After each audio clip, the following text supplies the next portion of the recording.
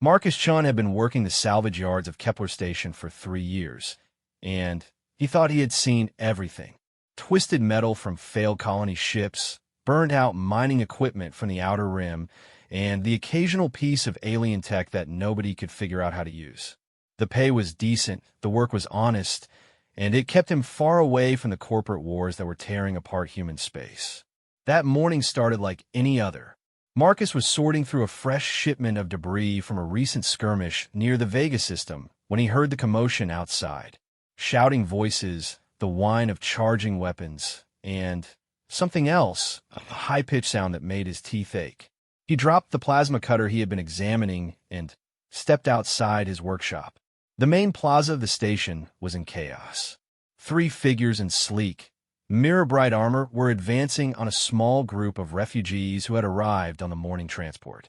The armored figures moved with predatory grace, their weapons humming with barely contained energy. Marcus recognized the refugees immediately. They were Zephyrians, tall, willowy beings with pale blue skin and large, dark eyes. Their kind had been fleeing their homeworld ever since the hegemony invasion began 6 months ago. This particular group looked exhausted, their simple clothes torn and dirty from what had probably been a long journey through contested space. The armored figures were clearly hegemony enforcers. Marcus had heard stories about them. Elite soldiers who served the alien empire that was slowly consuming the outer territories. They wore adaptive armor that could deflect most energy weapons, and they were known for their ruthless efficiency in dealing with anyone who opposed their expansion. You were ordered to report to the processing center immediately upon arrival. One of the enforcers said, his voice artificially amplified and distorted by his helmet speakers. Your delay constitutes an act of rebellion against hegemony authority. An elderly Zephyrian stepped forward, his hands raised in a gesture of peace. We were told we had 3 standard hours to rest and gather our belongings. We meant no disrespect. Compliance is not negotiable, the enforcer replied. He raised his weapon, a sleek rifle that glowed with internal energy. You will come with us now, or face the consequences of your defiance. That was when Marcus noticed the child. She was small, even by Zephyrian standards, probably no more than 8 or 9 years old in human terms. She was partially hidden behind one of the adults, but her large eyes were fixed on the enforcers with obvious terror. In her thin arms, she clutched what looked like a worn stuffed animal, some kind of 6-legged creature with soft purple fur. The lead enforcer noticed her too.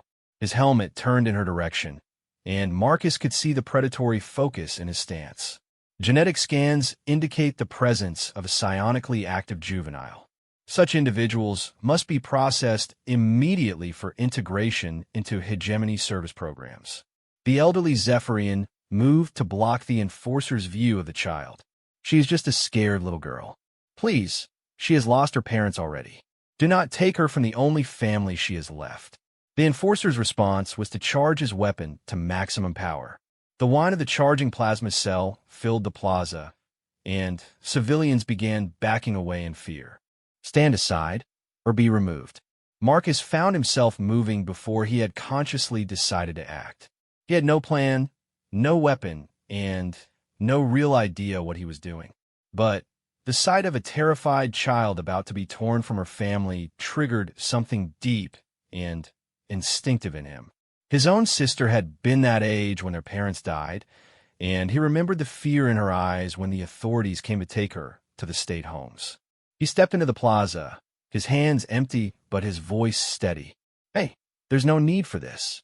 These people just got here. They're refugees, not criminals. All 3 enforcers turned toward him, their weapons tracking his movement. The lead enforcer's helmet tilted slightly, scanning Marcus with what were probably multiple sensors. Human civilian, you will remove yourself from this area immediately. This is official hegemony business. Marcus kept walking forward, his eyes moving between the enforcers and the Zephyrian family. Look, I run a salvage operation here. I see refugees come through all the time. They're scared, tired, and just trying to find somewhere safe. How about you give them the full 3 hours they were promised? What's the harm in that? Interference with hegemony operations is a capital offense, the enforcer said, raising his weapon to aim directly at Marcus's chest. You have 5 seconds to comply. Marcus could feel the heat radiating from the plasma rifle's charge barrel. At this range, a single shot would vaporize most of his torso. But he also noticed something else. The child had moved slightly, just enough that she was now directly behind him. If the enforcer fired, there was a chance the blast might hit her instead. 1. The enforcer began counting. Marcus raised his hands, but didn't move. Just think about this for a second. You're about to murder an unarmed civilian in front of a bunch of witnesses. That's going to cause problems for your bosses, isn't it? 2. The other refugees were frozen in terror, but Marcus could see the elderly Zephyrian slowly moving to position himself between the child and the enforcers. The old alien's eyes met Marcus's for a brief moment, and there was gratitude there, mixed with desperate fear. 3. Marcus's mind raced. The enforcers were confident because their armor made them nearly invulnerable to conventional weapons. But Marcus had spent years working with salvage tech. He knew that even the most advanced systems had weaknesses, usually related to power distribution or heat management. 4. The lead enforcer's finger tightened on the trigger. Marcus could see the plasma chamber reaching critical charge, the air around the weapon beginning to shimmer with heat distortion. In another second, he would be dead, and the child would still be captured. 5. The enforcer fired. Marcus threw himself sideways, but he knew he was too slow. The plasma bolt was moving at nearly the speed of light, and he was just a human with human reflexes. He had time for one last thought. At least he had tried to do the right thing. Then, something impossible happened. The plasma bolt struck something solid in midair, maybe 3 feet from where Marcus had been standing. There was a brilliant flash of light and a sound like thunder, but when his vision cleared, Marcus was still alive. In fact, he was completely unharmed. The enforcers were shouting in confusion, their weapons swinging wildly as they searched for the source of the interference. The refugees were equally bewildered, staring at the empty air where the plasma bolt had been stopped. Marcus looked around frantically, trying to understand what had happened. Then he saw her. The Zephyrian child was standing with one small hand extended toward where the blast had been intercepted. Her large eyes were glowing with a faint blue light, and the air around her seemed to shimmer with barely visible energy. She was a telepath, and apparently a powerful one. But using her abilities had exposed her location. The lead enforcer's helmet snapped toward her position, his scanners no doubt registering the massive psionic signature she had just generated. "Confirmed psionic contact," he announced, his voice carrying a note of excitement. "Class 7 telekinetic manifestation. Immediate extraction authorized." All 3 enforcers began moving toward the child, their weapons charging for another volley. The elderly Zephyrian tried to shield her, but Marcus could see that the aliens were prepared to cut down anyone who got in their way. The little girl looked exhausted from her effort to save Marcus. The glow in her eyes was fading, and she was swaying on her feet. Whatever she had done to stop that plasma bolt had drained her severely. She wouldn't be able to do it again. Marcus looked around desperately, searching for anything that might help. His eyes fell on a piece of salvage he had been examining earlier, what looked like a section of armor plating from some kind of advanced combat suit. It was black as space and seemed to absorb light rather than reflect it. He had found it fused to the hull of a derelict ship and had spent weeks carefully cutting it free. Without really thinking about what he was doing, Marcus grabbed the armor fragment and held it in front of him like a shield. It was heavier than it looked, but somehow it felt right in his hands, as if it had been designed for him to hold. The enforcers saw him moving and immediately shifted their aim.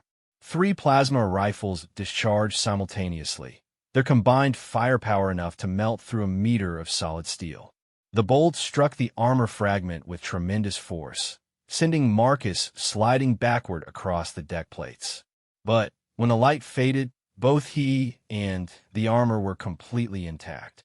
In fact, the black material seemed to have absorbed the energy entirely, growing slightly warmer in his hands but showing no sign of damage. The enforcers stopped advancing, clearly confused by what they were seeing. Their weapons should have been able to cut through any known armor material, but this strange black fragment had stopped their combined assault without effort. Marcus was just as surprised, but he didn't have time to wonder about the implications. While the enforcers were distracted, he sprinted toward the Zephyrian family, keeping the armor fragment between himself and the enemy weapons. "Run!" he shouted to the refugees. "Get to the transport bays. Find Captain Morrison on Dock 7. Tell him Marcus sent you." The elderly Zephyrian grabbed the exhausted child and began moving toward the exit, the other refugees following close behind. But Marcus could see that they wouldn't make it in time. The enforcers were already recovering from their surprise, spreading out to cut off the escape routes. "Unidentified armor technology detected," one of them announced.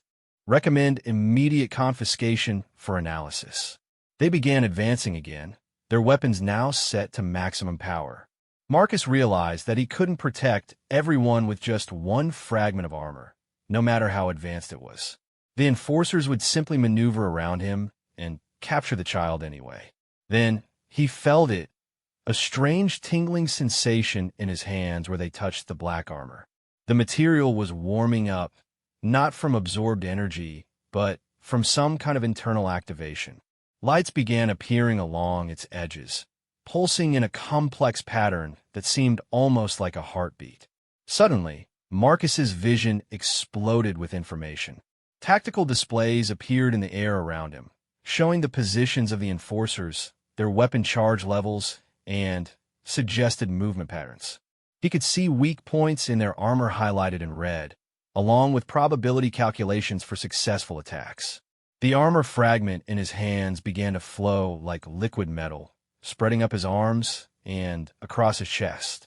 Within seconds, it had formed a complete suit of powered armor unlike anything he had ever seen.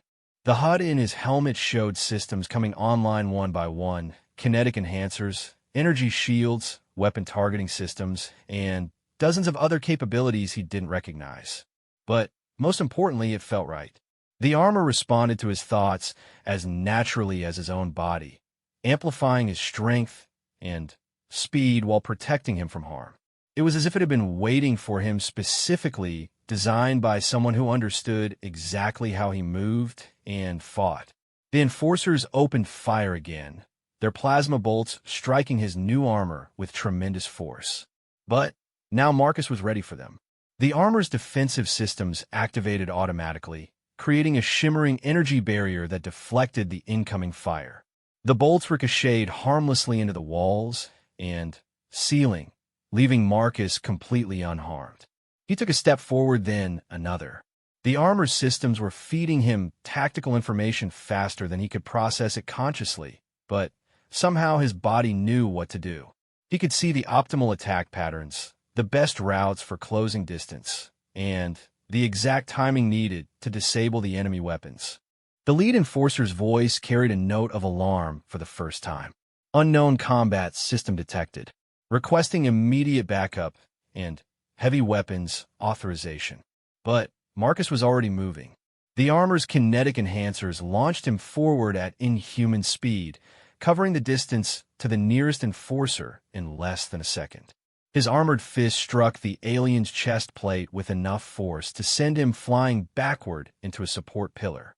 The second enforcer spun to track Marcus's movement, but the armor's agility systems allowed him to change direction in mid-stride. He ducked under a plasma bolt and came up inside the enforcer's guard, his hand closing around the alien's weapon. The rifle crumpled like aluminum foil in his enhanced grip. The third enforcer was backing away, his weapon swinging frantically as he tried to target Marcus's rapidly moving form. "This is impossible. No human technology can interface with Archon combat systems." Archon combat systems. The words triggered something in the armor's database, flooding Marcus's mind with fragments of information. An ancient civilization, technology beyond anything currently known, armor that bonded with specific genetic patterns, warriors who had fought against the hegemony's predecessors eons ago. But there was no time to process the implications. The third enforcer had switched to rapid fire, filling the air with plasma bolts in a desperate attempt to hit his target. Marcus felt the armor's defensive systems adapting in real time, creating multiple energy barriers that deflected each shot with minimal power expenditure. He closed the distance and grabbed the enforcer's helmet, the armor's strength enhancement allowing him to crush the advanced alloy like an eggshell. The alien inside collapsed, unconscious but alive. Silence fell over the plaza.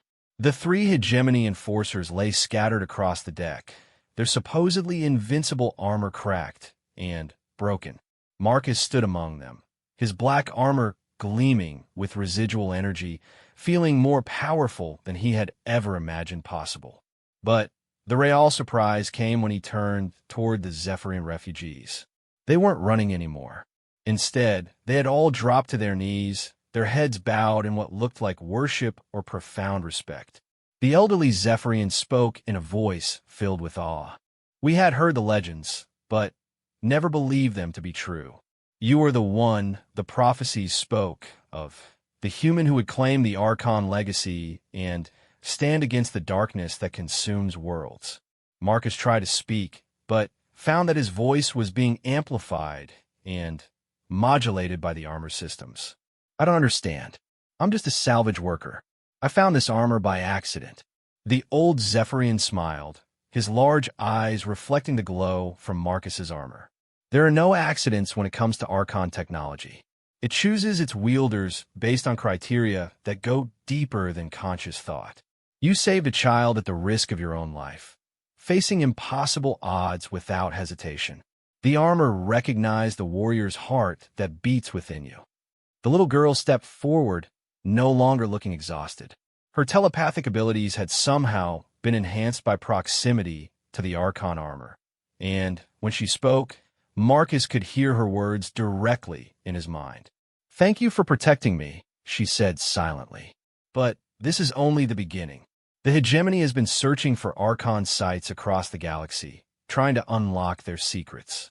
If they discover that a human has successfully bonded with their technology, they will send everything they have to capture or destroy you."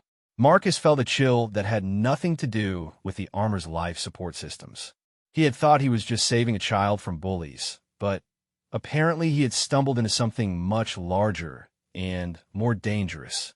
Around the plaza, other station residents were beginning to emerge from their hiding places. Word would spread quickly about what had happened here. The hegemony would hear about it within hours, and then the real trouble would begin. But as Marcus looked at the grateful faces of the Zephyrian refugees and felt the incredible power of the Archon armor responding to his will, he realized that he wasn't afraid. For the first time in his life, he had the ability to make a real difference, to protect the innocent and stand against injustice on a galactic scale. The armor's systems were still feeding him information, showing him weapon configurations and tactical options that would let him fight entire armies if necessary. But more importantly, it was showing him the locations of other Archon sites scattered across known space, each one containing technology that could tip the balance in the war against the hegemony. The elderly Zephyrian rose to his feet, his expression serious.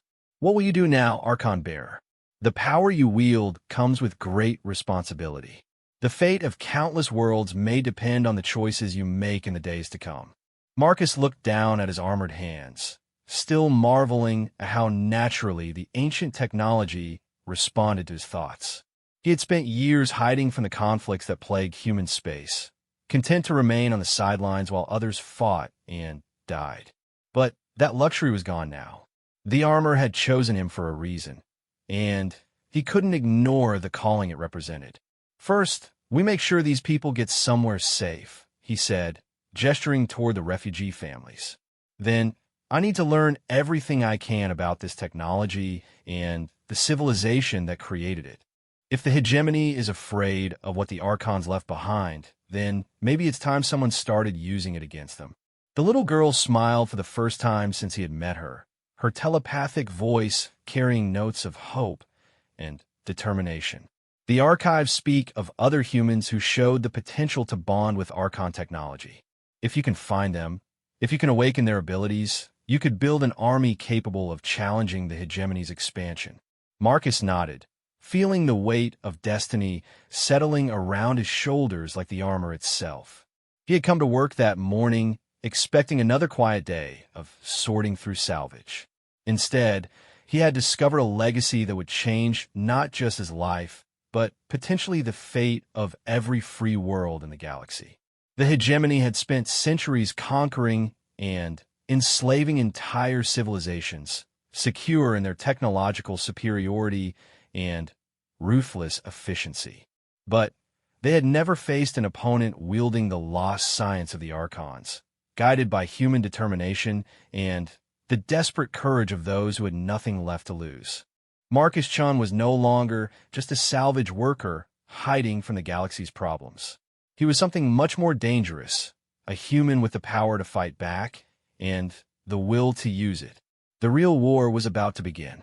3 days after the incident in the plaza, Marcus was beginning to understand just how much his life had changed. The Archon armor had integrated with his body in ways that seemed impossible, creating neural pathways that allowed him to access information and abilities that had been dormant for millennia. But with that power came knowledge that kept him awake at night. The hegemony was indeed searching for Archon technology across the galaxy, but not to study it or reverse engineer it. They were trying to destroy every trace of the ancient civilization, along with anyone who might be capable of using their devices. According to the armor's historical records, the Archons have been the last major power to successfully resist hegemony expansion, holding them off for nearly 1,000 years before mysteriously vanishing. Marcus stood in his workshop, which had been converted into a makeshift command center. Holographic displays projected by the armor showed star maps marking known Archon sites, many of them already destroyed by hegemony forces. The little Zephyrian girl, whose name was Lyra, sat nearby with her surrogate grandfather Theron, practicing her telepathic abilities under the armor's guidance. The neural interface is stabilizing, Lyra reported, her mental voice clearer and stronger than it had been 3 days ago. I can maintain contact with the armor's database for extended periods now without exhaustion. Through their shared connection, Marcus could feel Lyra's growing confidence. The terror that had filled her eyes when they first met was being replaced by determination and hope. The armor had somehow enhanced her natural telepathic abilities, allowing her to access Archon records that were encrypted beyond normal comprehension. "What have you learned about the other potential bearers?" Marcus asked, both verbally and through their mental link.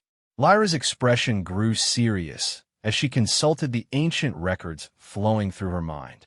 There are 17 humans scattered across human space who show the genetic and psychological markers needed for Archon bonding. But finding them will not be simple. Most are in locations controlled by the hegemony or their collaborators. Marcus nodded grimly. The hegemony's expansion into human territory had accelerated dramatically over the past year. Entire systems were falling under their control through a combination of military conquest and political corruption. Many human leaders were willingly collaborating with the aliens in exchange for personal power and wealth. Captain Morrison entered the workshop, his weathered face showing the strain of the past few days. As the station's chief of security, he had been dealing with the political fallout from the confrontation with the hegemony enforcers. "We got problems, Marcus. Word about what happened here has reached the colonial authority. They're sending a delegation to investigate, and they're bringing hegemony advisors with them." The colonial authority was supposed to represent human interests in negotiations with alien powers, but Marcus had learned that many of its officials were secretly working for the hegemony. They would undoubtedly try to confiscate the armor and turn him over to his enemies. "How long do we have?" Marcus asked. 48 hours. Maybe less if they push their ships hard," Morrison replied. "I can delay them a little, claim technical problems with our docking systems, but not for long." Through the armor's tactical systems, Marcus was already analyzing possible escape routes and defensive positions. Kepler Station was well defended against pirates and raiders, but it couldn't stand up to a full hegemony assault force. They needed to be gone before the investigation team arrived. "What about the other refugees?" he asked. "We can't leave them here to face hegemony retaliation." Theron spoke up from where he had been quietly listening. "My people have contacts throughout the outer territories. We can disappear into the exile communities that have formed beyond hegemony reach. But you cannot come with us, Archon Bearer. Your presence would bring too much attention to those we seek to protect." Marcus understood the logic, but it still hurt to think about abandoning the people he had fought to save. The armor's ethical subroutines were in perfect alignment with his own moral instincts. Protect the innocent, fight against oppression, never leave allies behind without cause. "There's another option," Lyra said quietly. "The armor's database contains the location of a hidden Archon facility in the Gamma Serpentis system. It's been dormant for thousands of years, but it might still contain working technology and training systems." Marcus accessed the information through their shared link, seeing holographic blueprints of a massive installation built into the core of a dead moon. The facility contained manufacturing systems, weapon stockpiles, and, most importantly, training chambers designed to help new Archon bearers master their abilities. "It's in contested space," Morrison pointed out, studying the star charts. 3 different factions are fighting for control of that system, and the hegemony has been sending scouts through the area, which makes it the perfect place to hide, Marcus said. "No one will expect us to set up operations in the middle of a war zone." Through the armor's enhanced analytical systems, he could see the tactical advantages of the location. The ongoing conflict would mask their activities, and the facility's defensive systems could be reactivated to protect them from discovery. More importantly, it was close to several of the locations where potential Archon bearers had been identified. Over the next 2 days, Marcus and his allies prepared for departure. The armor's manufacturing systems had been able to create basic equipment and supplies from raw materials, though nothing as sophisticated as additional suits of Archon technology. That would require access to the ancient facility's production capabilities. Lyra had been using her enhanced telepathic abilities to contact Zephyrian exile communities across the outer territories, spreading word about the return of an Archon bearer. The response had been immediate and overwhelming. Dozens of refugee groups were volunteering to provide intelligence and support for operations against the hegemony. "We're not just fighting for ourselves anymore," Theron observed as he helped load supplies onto their commandeered transport ship. "You've given hope to millions of beings who thought they had lost everything to hegemony expansion." Marcus felt the weight of that responsibility, but also the strength that came from knowing he wasn't alone in this fight. The armor's historical records showed that the original Archon bearers had worked closely with allied species, combining their advanced technology with the unique abilities and perspectives of different civilizations. The journey to Gamma Serpentis took 5 days, threading through hyperspace routes that avoided major shipping lanes and hegemony patrol zones. Marcus spent the time learning to interface more deeply with the armor systems, discovering new capabilities almost daily. The armor wasn't just advanced technology, it was a fusion of science and something that could only be described as magic. It responded not just to conscious commands, but to emotions, instincts, and moral imperatives. The stronger his commitment to protecting others, the more powerful its responses became. Lyra served as his guide through the vast databases stored within the armor's quantum matrices. She showed him records of battles fought millions of years ago, when the Archons had stood as guardians against forces that threatened to consume entire galaxies. The armor he wore was just one of thousands that had once existed, each one bonded to a warrior chosen for their courage and moral strength. "What happened to them?" Marcus asked as they reviewed tactical recordings of ancient conflicts. "Why did the Archons disappear when they were so powerful?" Lyra's mental voice carried sadness as she accessed the final entries in the historical records. They achieved their ultimate victory, but at a cost that required them to transcend physical existence. The armor they left behind contains fragments of their consciousness, waiting for new bearers who could carry on their mission. Marcus felt a presence in his mind that wasn't Lyra's telepathic contact. It was older, more alien, but somehow familiar. The armor was trying to show him something. Images of a possible future where humanity and its allies stood free from oppression, protected by a new generation of Archon bearers. But first, they had to survive the present. Their ship dropped out of hyperspace at the edge of the Gamma Serpentis system, immediately detecting the massive battle taking place around the fourth planet. 3 fleets were engaged in a complex running fight, their weapons lighting up the darkness with deadly energy exchanges. "Perfect cover," Morrison said from the pilot's seat. "No one's going to notice one more ship in all that chaos." Using the armor's enhanced sensors, Marcus was able to plot a course through the battle zone that would take them to the dead moon without attracting attention. The ancient facility was hidden beneath kilometers of rock and ice, invisible to normal scans, but clearly marked in the armor's navigation systems. They landed in a crater on the moon's dark side, where the facility's entrance was concealed beneath what looked like natural rock formations. As soon as Marcus stepped onto the surface, the armor began communicating with dormant systems buried deep underground. Emergency lighting activated in sequence, illuminating a tunnel that led down into the moon's core. The air was thin but breathable, maintained by environmental systems that had been running for millennia without any sign of failure. "This place is incredible," Morrison whispered as they walked through corridors lined with crystalline formations that seemed to pulse with internal light. "It's like a city built by gods." The main chamber was vast, its ceiling lost in shadows high above. Workstations and manufacturing systems filled the space, all of them waiting for activation commands from an authorized bearer. At the center of it all was a raised platform where additional suits of Archon armor hung in stasis fields, ready for new warriors to claim them.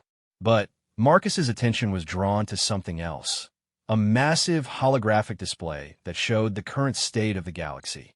Red zones marked areas under hegemony control, which covered nearly 60% of known space. Yellow zones showed contested areas where fighting was still ongoing. Green zones, representing free territories, were disturbingly small and shrinking rapidly. "The situation is worse than we thought," Lyra said, her telepathic voice heavy with concern. "At current rates of expansion, the hegemony will control 90% of the galaxy within 50 years. Marcus walked to the central control platform, feeling the armor interfacing with systems that recognized his authority. Around him, the ancient facility began coming to full life for the first time in eons. Manufacturing systems started up, weapons testing ranges activated, and, most importantly, communication arrays began reaching out across space. "Then, we'd better get started," he said, looking at the additional suits of armor waiting for their bearers.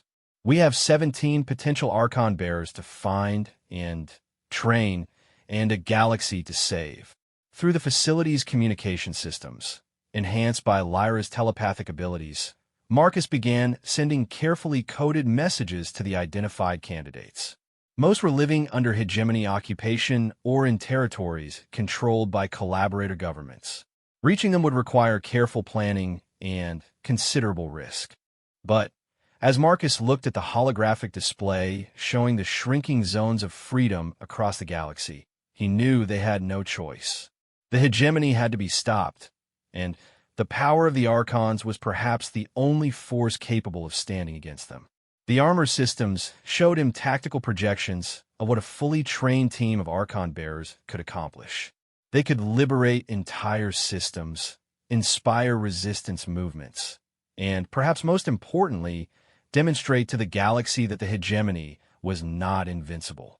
Over the following weeks, Marcus threw himself into mastering the facility's systems and the full capabilities of his armor. The training chambers put him through simulations based on actual historical battles, teaching him combat techniques and tactical thinking that had been refined over millions of years of warfare.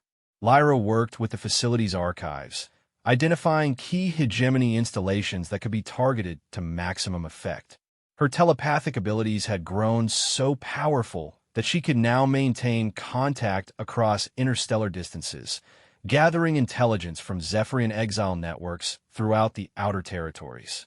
Morrison and his security team established defensive positions around the facility, using Archon technology to create sensors and weapons that would detect any approaching threats. The ongoing battle in the system provided perfect cover for their activities, but Marcus knew that sooner or later, the hegemony would discover their location. The breakthrough came when they successfully contacted the first potential bearer, a human mining engineer named Sarah Chun, who was trapped in a hegemony labor camp in the Rigel system. Through carefully coordinated telepathic messages relayed by Lyra, they were able to provide her with escape plans and coordinates for a rendezvous point. "She's agreed to meet us," Lyra reported after a particularly intense communication session. "But the hegemony is using her as bait. They suspect she might be contacted by resistance forces." Marcus studied the tactical situation through the armor's analytical systems. Rescuing Sarah would mean exposing themselves to considerable danger, but they needed additional bearers if they were going to have any chance of success against the hegemony. "It's a trap, but it's also an opportunity," he decided. "If we can get her to one of the other suits of armor, we'll have doubled our effective combat strength. And if the hegemony wants to use her as bait, maybe it's time we show them what they're really fishing for." The armor's combat systems began calculating attack patterns and probability matrices for a direct assault on a fortified hegemony installation. It would be incredibly dangerous, but Marcus could feel the ancient technology responding to his determination with increasing power and capability. The real war was about to begin, and this time, the hegemony would face an enemy they had thought extinct for thousands of years.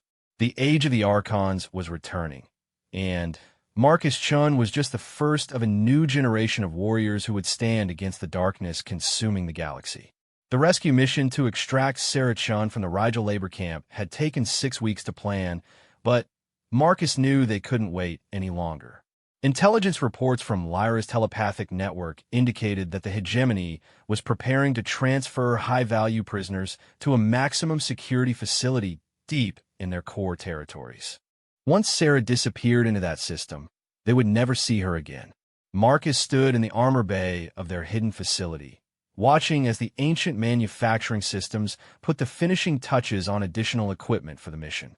The Archon technology could create almost anything needed, from weapons and vehicles to sophisticated infiltration gear, but it couldn't manufacture the one thing they needed most: additional Archon bearers.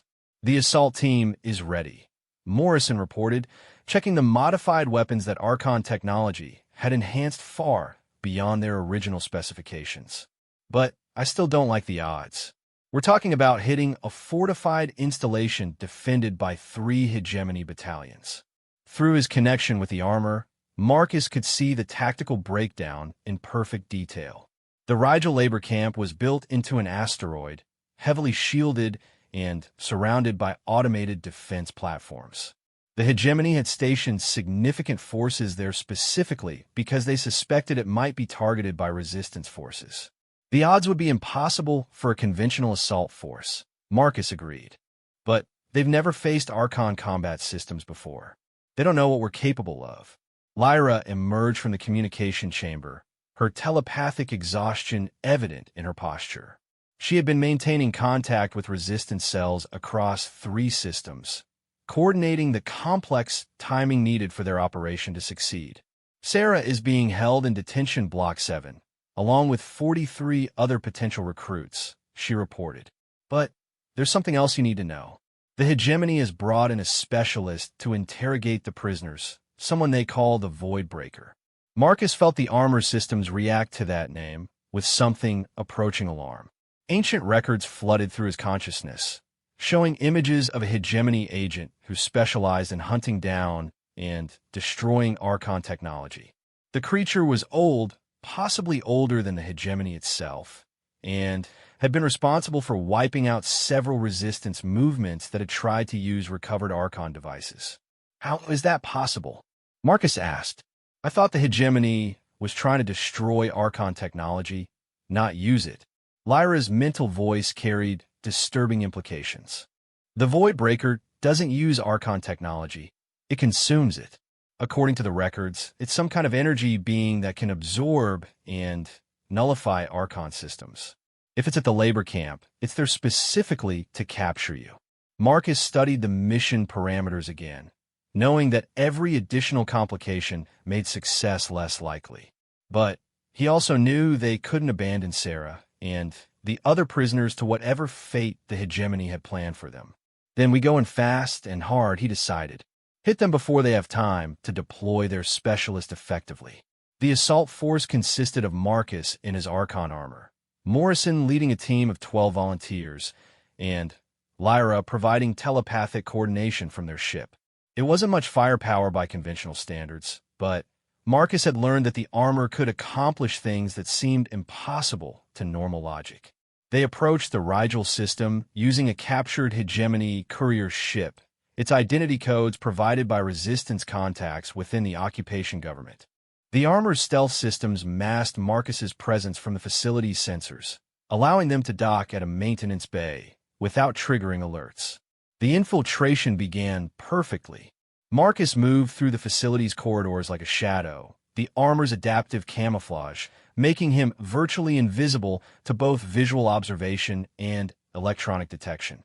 The hegemony guards were well-trained and heavily armed, but they never saw him coming. Within 30 minutes, Marcus had disabled the main security systems and opened access routes for Morrison's team. The plan called for a quick extraction of the prisoners followed by immediate withdrawal, but things started going wrong almost immediately. Multiple hostiles converging on your position. Morrison's voice crackled through the communicator. These aren't normal guards. They're moving too fast, and our weapons aren't having much effect. Through the armor sensor systems, Marcus could see what Morrison was facing. Hegemony shock troops in advanced combat suits were pouring into the facility, their equipment enhanced with technology he didn't recognize. Worse, they seemed to know exactly where his team was located, as if they had been tracking the armor's emissions. It's a trap. Lyra's telepathic voice confirmed his fears. The Void Breaker has been using the prisoners as bait to draw you here. It can sense your location through the armor's energy signature. Marcus reached the detention block just as the first wave of shock troops arrived. The prisoners were huddled in their cells, but he could immediately identify Sarah Chen, a tall woman with engineer's calluses on her hands and determination in her eyes despite weeks of captivity. "Are you the one they call the Archon Bearer?" she asked as Marcus began cutting through the cell doors with the armor's energy projectors. "Right now I'm the one getting you out of here," Marcus replied, working as quickly as possible. "We'll handle introductions later." But even as he freed the prisoners, Marcus could feel something approaching through the facility's corridors. It was like a cold wind moving through his mind, touching the edges of his consciousness with hungry interest. The Void Breaker was coming, and the armor's systems were reacting with increasing alarm. "Everyone out now!" Marcus shouted, directing the freed prisoners toward the escape route that Morrison's team had secured.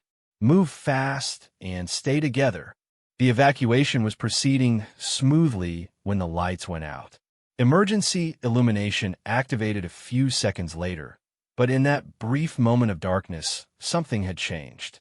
The facility's atmosphere felt different, charged with malevolent energy. "Marcus, you need to get out of there." Morrison's voice was tight with concern. "Our sensors are picking up something big moving through the facility. Whatever it is, it's not showing up as biological or mechanical." Through the armor's enhanced perception, Marcus could sense the approaching presence more clearly now. The Void Breaker was unlike anything in the armor's vast database of enemies. It seemed to exist partially outside normal space, moving through walls and obstacles as if they didn't exist. Then he saw it. The creature that emerged from the facility's walls was vaguely humanoid, but composed of what looked like living shadow. Energy crackled around its form, and where it passed, the lights dimmed and electronic systems failed. Most disturbing of all, Marcus could feel his armor's power levels beginning to fluctuate just from being in its presence. Finally, the Void Breaker spoke in a voice that seemed to come from everywhere and nowhere at once. I was beginning to think the rumors about a new Archon bearer were exaggerated. But I can taste the power radiating from that armor. It will make a fine addition to my collection. The creature moved faster than Marcus had expected, covering the distance between them in a single bound. Its touch sent waves of draining cold through the armor systems, and Marcus realized that conventional combat wasn't going to work against this enemy. Lyra, I need everything the archives have on fighting energy-based entities. He called through their telepathic link while dodging the Void Breaker's attempt to grab him. The records show that direct physical combat is ineffective, she replied urgently. But the armor has systems designed specifically for this type of threat. You need to activate the harmonic resonance array. Marcus had no idea what that meant, but the armor apparently did. Systems he hadn't known existed came online, generating complex energy patterns that seemed to stabilize the local space-time around him. The Void Breaker's drain on his power systems lessened, and he could see the creature becoming more solid and vulnerable. Impossible, the Void Breaker hissed, its form flickering as the harmonic fields interfered with its ability to phase through matter. That technology was destroyed eons ago. Now that his enemy was partially locked into normal space, Marcus could fight it more effectively. The armor's weapons systems adapted their output to match the creature's energy signature, allowing him to actually damage it rather than just passing harmlessly through its shadowy form. But the battle was draining power from the armor at an alarming rate. Each exchange of attacks weakened both combatants, and Marcus knew he couldn't sustain this level of energy expenditure for long. That was when Sarah Chun surprised everyone. While Marcus fought the Void Breaker, she had been examining one of the inactive Archon armor suits that the creature had apparently collected from previous victims. Instead of fleeing with the other prisoners, she was trying to activate its systems. The neural interface pattern is similar to the mining suit controllers I've worked with, she called out, her hands moving over controls that glowed in response to her touch. I think I can get this working. Sarah, get away from there, Marcus shouted, dodging another energy drain attack from the Void Breaker. That armor hasn't been properly initialized, but Sarah had already made contact with the suit's primary systems. Marcus felt the sudden surge of power as a second set of Archon systems came online, and he knew that she had succeeded in bonding with the ancient technology. The transformation was even more dramatic than his own had been. The suit flowed around Sarah like liquid metal, adapting itself to her body and mind with seamless integration. When the process was complete, she stood encased in armor that gleamed with silver and blue highlights, her helmet's sensors already tracking the Void Breaker with lethal precision. Now, this is more like it, she said, her voice amplified by the armor's communication systems. Let's see how this thing handles two of us. The Void Breaker turned toward the new threat, but Marcus could see uncertainty in its movements for the first time. It had been designed to counter a single Archon bearer, not multiple opponents working in coordination. The harmonic resonance is doubled. Lyra's telepathic voice carried notes of excitement. Two armors operating together create a feedback loop that should completely lock it into normal space. She was right. As Marcus and Sarah coordinated their attacks, the Void Breaker became increasingly solid and vulnerable. Its energy drain abilities were being countered by the combined harmonic fields, and its shadowy form was taking on the consistency of ordinary matter. The final battle was brief but intense. Working together, Marcus and Sarah were able to overwhelm the creature's defenses and disperse its energy matrix. The Void Breaker's form collapsed into fading wisps of darkness that were absorbed harmlessly by the facility's air recycling systems. Is it dead? Sarah asked, her new armor's sensors scanning for any trace of their enemy. Energy beings like that don't die in the conventional sense, Marcus replied. but it will take centuries for it to reform, if it ever can. The harmonic disruption we created should have scattered its consciousness beyond any hope of recovery. The evacuation proceeded without further incident. Morrison's team had secured the escape route, and within an hour, all 44 freed prisoners were aboard their ships and heading for the hidden facility. But Marcus knew that their success had come at a price. The hegemony now knew for certain that Archon bearers were active again. During the journey back to Gamma Serpentis, Sarah spent her time learning to interface with her new armor. Her engineering background gave her unique insights into how the technology functioned, and she quickly developed techniques for optimizing power distribution and system efficiency. "These suits are incredible," she reported after a particularly intense training session. "They're not just weapons or tools, they're partners. The AI systems are so sophisticated that they're almost like having another person sharing your thoughts." Marcus nodded, remembering his own amazement when he first experienced the armor's capabilities.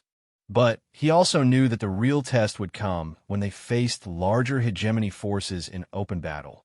That test came sooner than expected. 3 days after their return, Lyra detected massive hegemony fleet movements converging on the Gamma Serpentis system. The enemy had apparently decided that the mysterious resistance forces needed to be eliminated before they could become a larger threat. 37 capital ships and at least 200 support vessels, Morrison reported grimly as he studied the sensor readings. "They're not taking any chances this time." Marcus looked at the tactical display, knowing that even Archon technology had its limits. 2 armor suits, no matter how advanced, couldn't stand against an entire fleet. But surrender wasn't an option either. Too many lives depended on their mission succeeding. "We need the other bearers," Sarah said, studying the same information. "The armor's tactical systems show optimal combat effectiveness with a minimum of 4 coordinated units." Through their connection with the facility's systems, Marcus accessed the location data for the remaining potential bearers. Most were still trapped in hegemony-controlled territory, but a few were in positions where they might be extracted before the fleet arrived. "Lyra, can you coordinate simultaneous rescue operations?" he asked. The young Zephyrian's telepathic abilities had grown tremendously during their time at the facility. She could now maintain contact across multiple star systems simultaneously, orchestrating complex operations with precision that would have been impossible for conventional communications. "I can reach 4 candidates who are in accessible locations," she confirmed. "But the timing will be critical. We'll have less than 48 hours before the hegemony fleet arrives." What followed was the most ambitious operation Marcus had ever attempted. Using the facility's manufacturing capabilities, they created a small fleet of enhanced ships equipped with Archon technology. Each vessel carried a suit of armor and a small team of volunteers, racing to extract potential bearers from across human space. The results exceeded their most optimistic projections. Within 36 hours, they had successfully recruited and equipped 4 additional Archon bearers: a former military pilot named Alex Torres, a xenobiologist named Dr. Rebecca Park, a frontier farmer named James Wolfe, and a young computer specialist named David Kim. Each new bearer brought unique skills and perspectives that enhanced the group's overall effectiveness. Alex's combat experience made him a natural leader for tactical operations. Rebecca's scientific background helped her optimize the armor's more exotic systems. James's frontier survival instincts translated into exceptional reconnaissance abilities. David's technical expertise allowed him to interface with both human and alien computer systems. When the hegemony fleet arrived at Gamma Serpentis, they found the system apparently empty except for the ongoing battle between local factions. Their sensors couldn't detect the hidden facility, and their commanders assumed that the mysterious resistance forces had fled rather than face overwhelming odds. They were catastrophically wrong. The 6 Archon bearers struck simultaneously, emerging from concealment like avenging angels. Their coordination was perfect, each attack precisely timed to maximize damage while avoiding enemy countermeasures. The armor's advanced systems allowed them to move through space without need for conventional ships, striking at targets throughout the enemy fleet.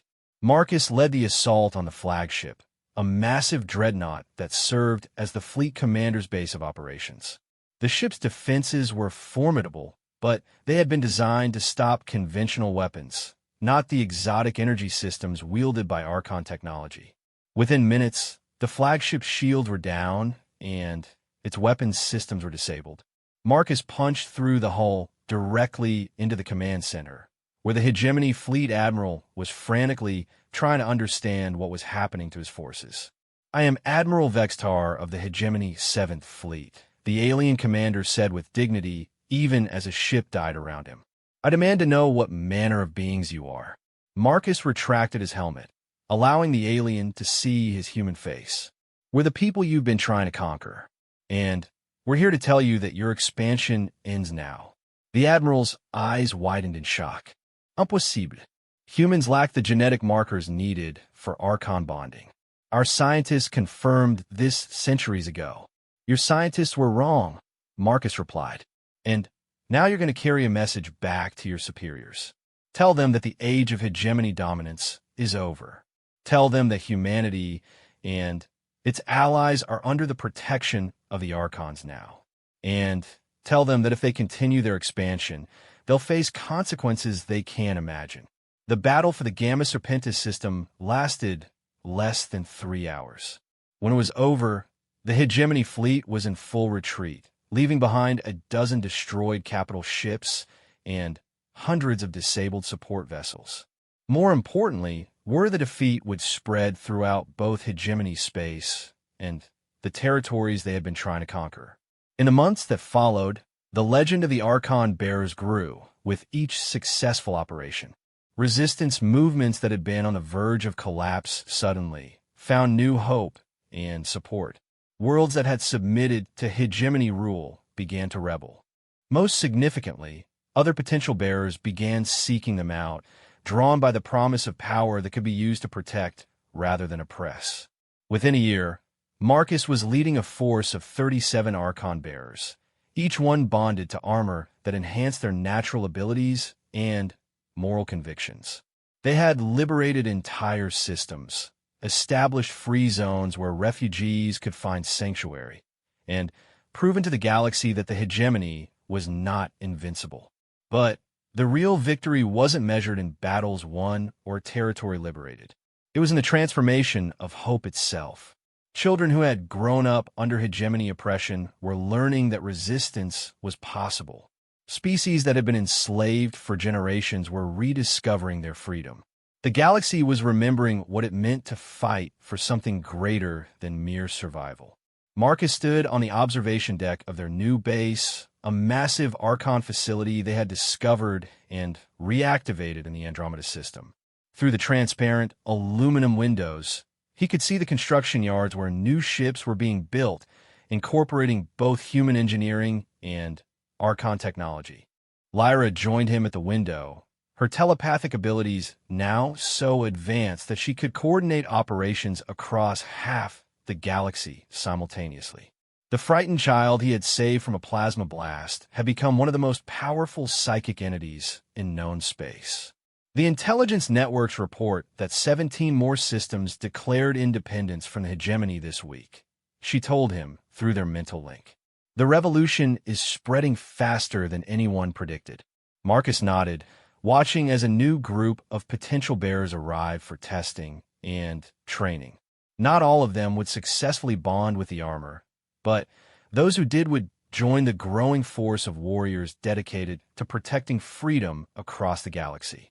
The armor he wore had changed him in ways that went far beyond physical enhancement. It had shown him that true strength came not from the power to destroy, but from the courage to protect those who couldn't protect themselves. The scared salvage worker who had once hidden from the galaxy's conflicts was gone, replaced by someone who understood that some fights were too important to avoid. Sarah Chun approached from the training areas, her own armor gleaming with the modifications she had developed to enhance its engineering capabilities. "The new manufacturing systems are online," she reported. "We can now produce basic Archon technology for allied forces, even if they can't bond with the armor directly." That was perhaps the most significant development of all. While only certain individuals could become true Archon bearers, the technology itself could be adapted to enhance conventional weapons and defensive systems. Every resistance group in the galaxy would soon have access to equipment that could challenge hegemony supremacy. Marcus smiled as he watched another transport arrive, carrying refugees from newly liberated worlds. Among them were families reunited after years of separation, children who would grow up free from oppression, and elderly beings who had lived to see their people regain their independence. The hegemony was still powerful, still controlling vast territories across the galaxy. But they were no longer expanding unchecked, and their grip on conquered worlds was beginning to weaken. More importantly, they now faced an enemy that represented something they couldn't understand or counter. The simple human conviction that freedom was worth fighting for, no matter the odds.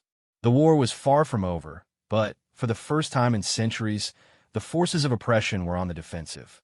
The Archons had returned, wearing human faces and carrying human hearts, ready to stand against the darkness that had consumed too many worlds for too long.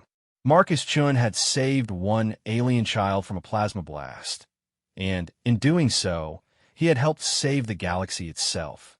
The salvage worker had become a legend, but more importantly, he had become exactly what the armor had recognized in him from the very beginning, a warrior with the courage to do what was right, regardless of the personal cost. The real victory was just beginning.